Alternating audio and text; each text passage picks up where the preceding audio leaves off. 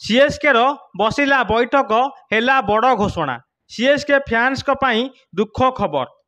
आउ खेलिबेनी आईपीएल 2026 रे महेंद्र सिंह धोनी। आउ सीएसके रो अधिनायक हेबे नाही ऋतुराज गायकवाड़। ओ दलरू 5 बड़ बड़ खेलाड़ी विदा हेबे जो माने कि 2025 आईपीएल रे भल फलाफल करि नांती। एबे सीएसके नेछि बड़ कार्यानुष्ठान 5 नुआ खेलाड़ी को किणी 2026 खेलाई आईपीएल फाइनाल जितिया। गतकाली सीएसके रो एक बैठक होइतला जो आलोचना होइछि कि महेंद्र सिंह धोनी खेलिबे नाही। दलर सी हेबे गाइडेंस एवं बैटिंग कोच। हेले सबुठु बड़ कथा हैला ऋतुराज गायकवाड़ हेबे नाही अधिनायक।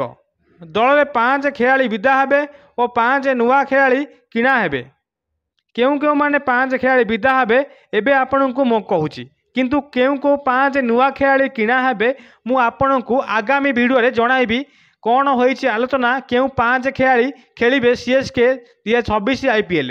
एबे जम जानिबा केउ 5 खेलाड़ी दलरू विदा हेबे।